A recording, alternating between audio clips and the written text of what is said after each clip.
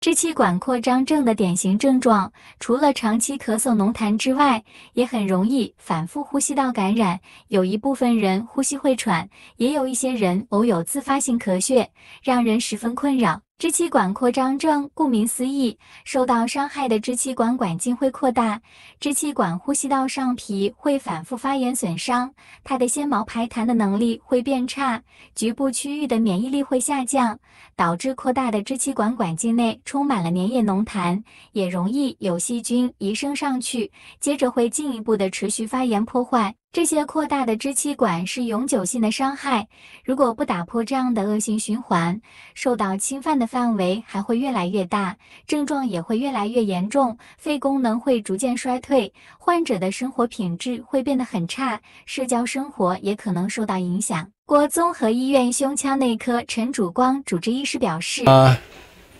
支气管扩张症它的典型的症状就是长期咳嗽，有浓痰，那容易反复的呼吸道感染，那有一些人呼吸可能会喘，甚至有一些喘鸣音那也有机会偶尔会自发性咳血。那顾名思义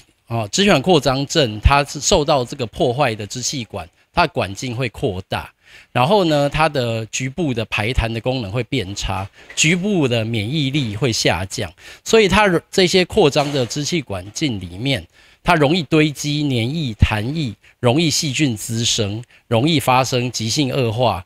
感染的情况。那我们在治疗的部分分为这个非药物性的治疗和药物性的整合治疗。非药物性的治疗非常重要，就是教导病人如何有效的咳嗽技巧，还有这个姿势引流跟这个拍背这个拍松这个痰液，让痰液清除的技巧。那呼吸如果会喘的部分，包括练习这个呼吸的技术跟这个肺部复健的鼓励，这个对他的这个肺功能都有帮助。那在药物的部分，在急性恶化的部分可能会使用到抗生素。那这个换气功能障碍的时候，可能会用到长效型支气管扩张剂。那如果是一个1年超过3次以上的急性恶化的病人，可以考虑长期使用抗生素治疗，来降低病人急性恶化的频率，改善他的症状，减少痰液，然后让病人的肺功能得到改善，然后让他的这个生活品质能够得到提升。那这个部分的话，希望说各位病友如果遇到长期咳嗽有痰的时候，来找专业的胸腔科医师做正确的鉴别诊断，再根据这个诊断来给予正确的治疗，那才能够帮助大家能够过上更好的生活。